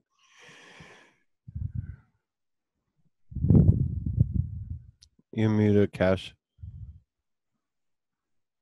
Sorry, can you repeat your question? The way Agent Hartz describes him chanting this word, you described him sort of losing focus and being, in a trance or a state or something. So that's the same. You're both describing the same thing, right? Yeah, only accompanying his trance was kind of more vibrations in the room and stuff like that as well. I'm wondering if it would be possible to hypnotize the boy. It's possible. Yeah, or what other response you might have to that name. Sorry. No problem. About this time, you notice Ranger Bloomberg come up, and behind him is about a 6-foot-tall gentleman in search and rescue bright red gear. Sandy blonde hair, looks to be in his late 20s, early 30s. And another female ranger, African American, with kind of done up, slight sort of dreadlock style, cornrow type, sure, hair in a bun, as it were. Not wearing a hat, coming up. And the lady says, "Are these the agents?" And Bloomberg nods, "Yes." They wanted to talk with you both about Brandon in there. Just some questions about what was going on. Sure. I'm and the ranger comes up and says, "Yeah, I'm Tamika Gallegos. I found Brandon yesterday." We were hoping that you could show us where you found him, and sure, I could do that. I can tell you all about it. taller gentleman steps up and says, "Hello, I'm Jason Adams. With the Bilbao Search and Rescue. We're here on training mission." Ah, Yes. We're here. Yeah, we're here from Australia to get a little bit of actual time in the field, as it were. why don't you come on in and have a seat? Very nice to meet you. Sure. Good to meet you. We can have some coffee send up if you want. I wonder if it makes sense generally if the location you found, Brandon, was close to the camping ground.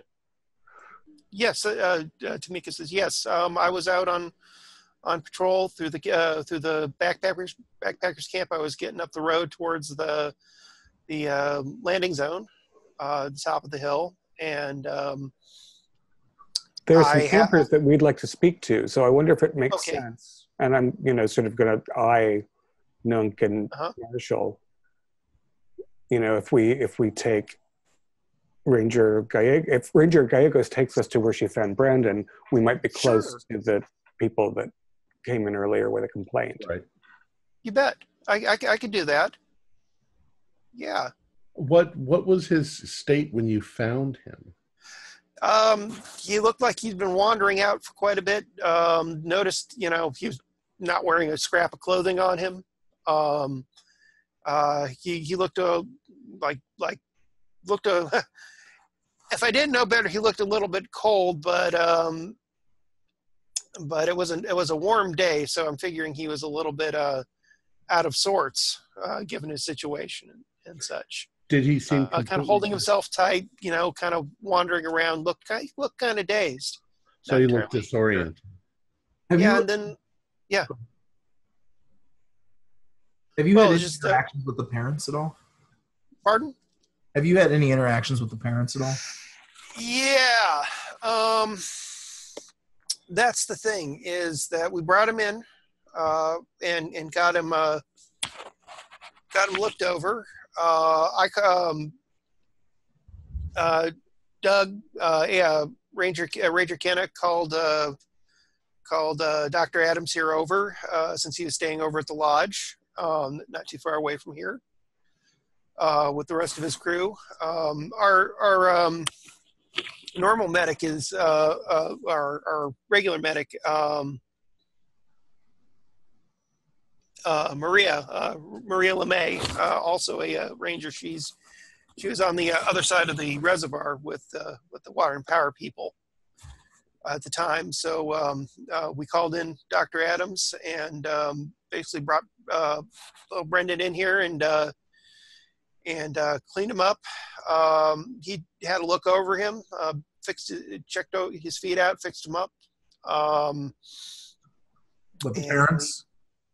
Yeah, the parents. Yeah, I'm a little bit sorry if I'm a little bit hesitant. That's it. The more I think about it, it's just so weird. He asked if he could call to, we were trying to get some answers out of him, couldn't get anything really entirely straight at first. And then he, out of the blue, kind of says that he wants to call his parents. We didn't know anything about what was going on with him at the time. So I figured, maybe he wandered away from his parents. Maybe he went, I don't know, went off and his parents were nearby. So I handed him my cell phone. Seemed a little bit confused by it, like it's never seen one before. I helped him through it, and he apparently called his parents, and there's some kind of stir with that, and I got on the phone with them, and it was just like a freak out. It just I couldn't get anything two ways in. I mean, the lady on the other end was just like, well, just to kind of put everything together after everything happened and after we investigated the situation further, kind of like your child who had been gone for over 30 years is now returned. What you would expect out of that? Yeah. Does it appear as though she's telling me or he? Didn't catch the gender. She, the doctor's standing there waiting his turn. Does she seem to be telling me everything, or does she seem like she's holding something back?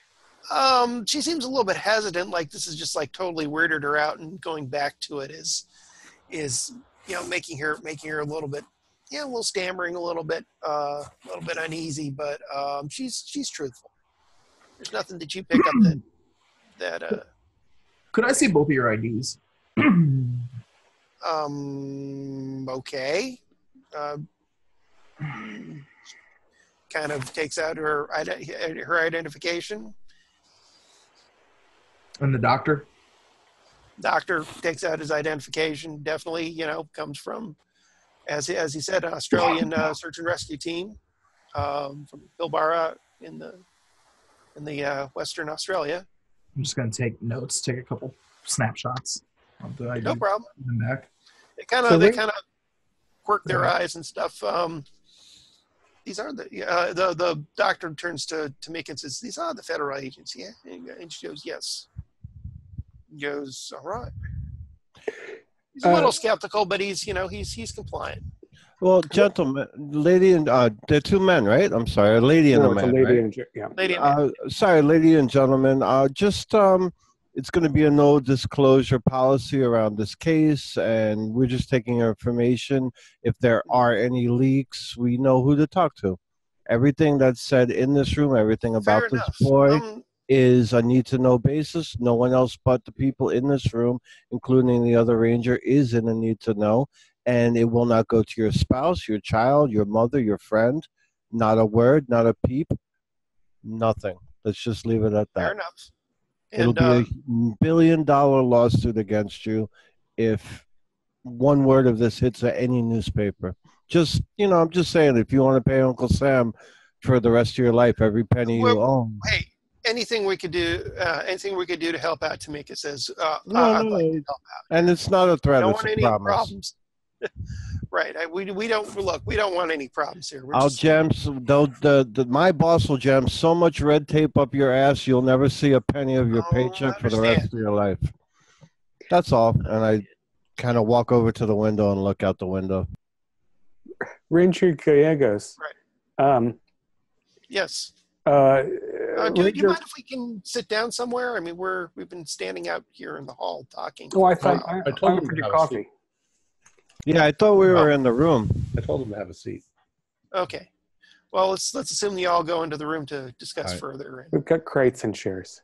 Okay. Ranger Kenna, is it? The Kenna? Well, Kenna's downstairs getting you. Yes. Ranger Kenna told us that you found Brandon on what he calls a rabbit trail. Yeah, the hill above us here, there's just been a lot of people going up, finding their own ways. Everybody likes to go to the top of the hill when there's no helicopters up there to have a look down at the reservoir and at the road. What brought you up there that you found him? I was just doing a patrol out there, just checking out for stuff, cleaning up trash, looking up. So it was a general. There was no reason that alerted you. You just happened to be in the area when you found. I just happened to be the area, and I saw Brendan there on one of the little trails out there. And how many people go up and down a rabbit trail this time of year normally? Oh, quite a few. I mean, most of the people in the backpackers camp usually go up there. I mean, it's scenic. Mostly the backpacker people, but occasionally we get people coming in and parking and running up the hill to get a look at the reservoir. So if in your estimation, if he were wandering around there for 2 hours, would somebody have seen him before you did? Yes, they would have actually. If he'd been there for, I'd say with under an hour, he probably would have been seen. Because people are up and down. And nobody has reported, and you didn't find anything like his missing clothing or a shoe. No. Anywhere. Nothing at all. And in fact, I went back out there and had a look over the entire area. Didn't find anything out of the ordinary or missing.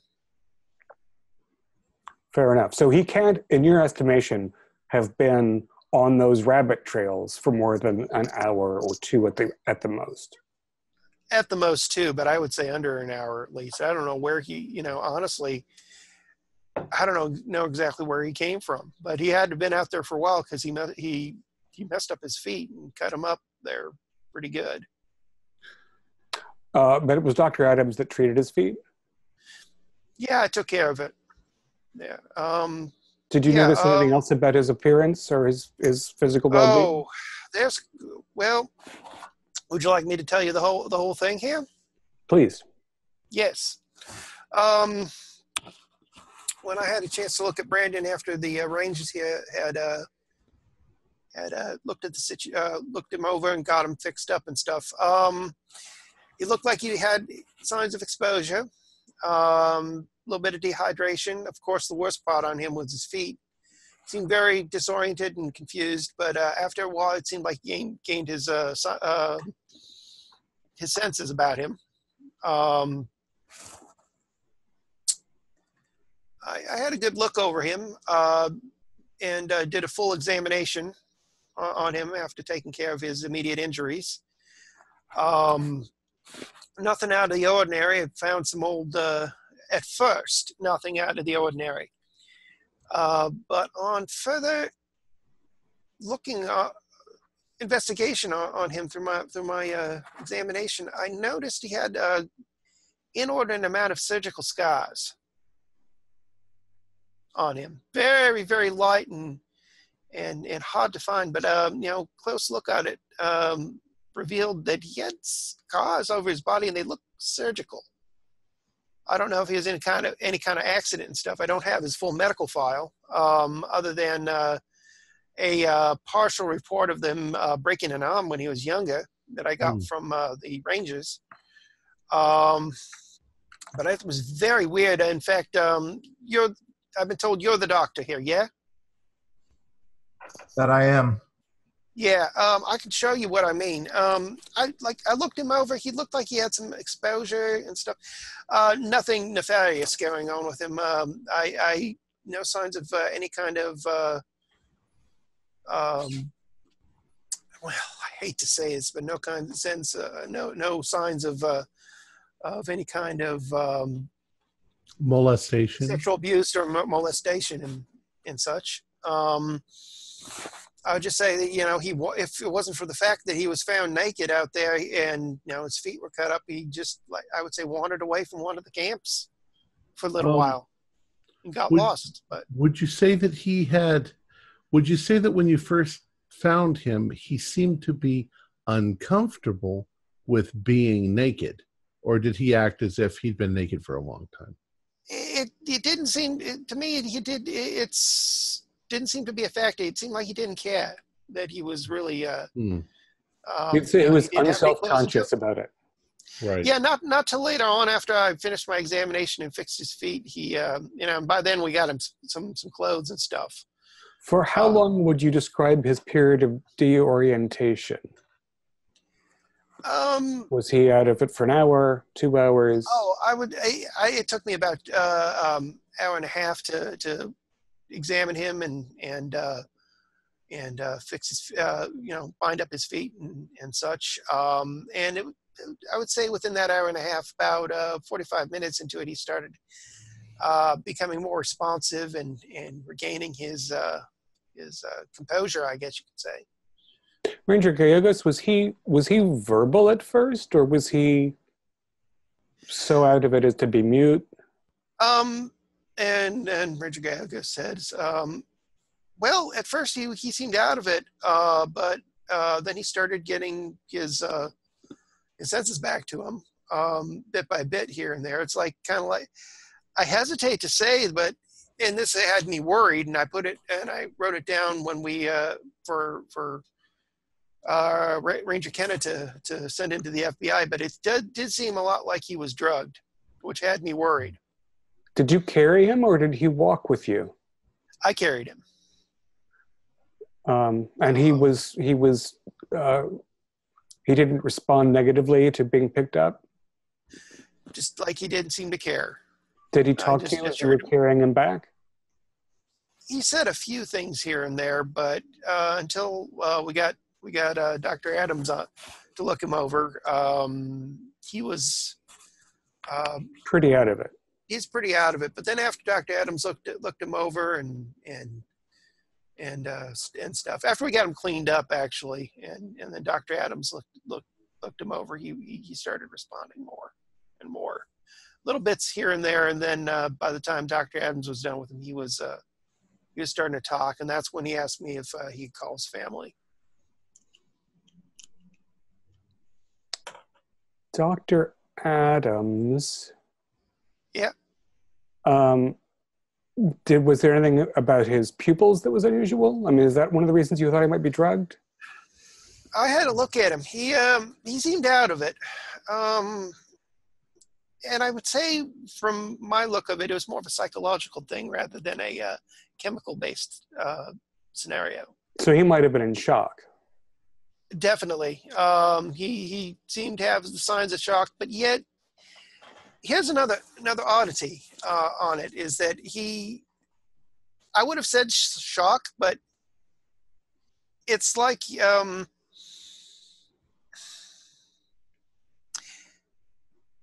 was drugged but not drugged, in shock but not in shock. That's the best way I could put it on a layman's terms. And had me wondering there, because I mean, if it was definite shock, then I could treat for shock. If it was a definite chemical sort of thing or a drug sort of thing, I could treat it. But it didn't seem that way, and I hesitated to try and do a lot for a while there, other than bind up his wounds. Hey, and the surgical alterations are where? These surgical scars are all over his body, and I can't make 2 cents of it and stuff. If your doctor wants to have a look at it to get a better idea and stuff, go for it. There was, I must say, one very odd thing I found on Brandon. It also had me worried and got me thinking about a lot of stuff. And again, another thing that just doesn't make sense. But at the time, I thought it might mean a few things. I noticed at the back of his head, on his neck, just right below the hairline, is a tattoo. What? I didn't notice that when I was examining him, did I? No, you didn't really. You didn't do a intensive enough examination to catch that. And he was also kind of looking at you more of the time, and you were kind of, yeah, it was a little bit difficult to say. It looked like it was faded out, but I was able to suss it out. I'm surprised you didn't say it there. Ranger, I have a question for you. I'm curious, do backpackers here need to register to camp, or do they just camp? Yes, actually they do. In fact, do you have a registry from the time period I do. you returned and before? I do. I'm going to need to see that registry. She pulls up. She actually out of her bag pulls out a pad and starts going through it.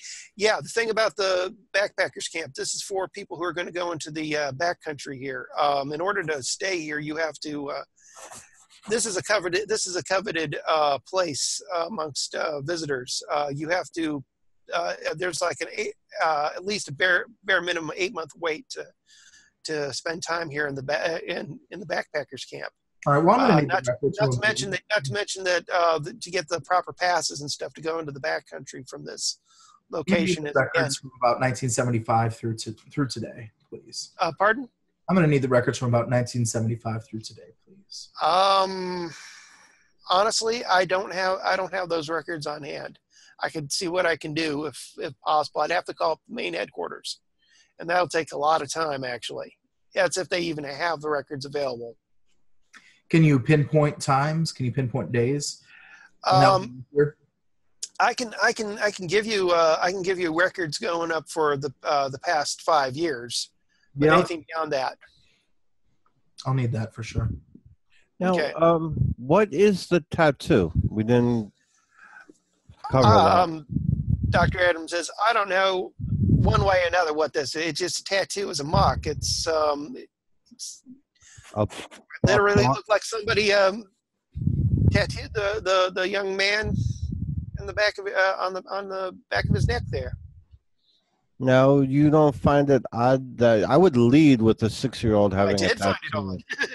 Just saying. I would have led that with a tattoo on a 6-year-old, doctor, but that's just me. And I go back to looking out the window. And a lot about this young lad is very odd. Not just the tattoo. It's his behavior, just the way he's acting and such. Who else had access to your files? Who are you asking? And that'll be my last question. Okay, who are you asking? The doctor? Or the doctor? I gave a general report for Ranger Kenna to send to the FBI. Could you describe the tattoo? I mean, we're going to look at it right away, but yeah, is it one mark? Is it 2 marks? Is it scarified? If I didn't know better, it looked like some kind of character, like a language character of some kind, like a symbol. Or a symbol, yeah, it could be a symbol, but more maybe something like Japanese kanji, where it's language but a symbol. That's the best way I could put it right there. I think we have to look at that.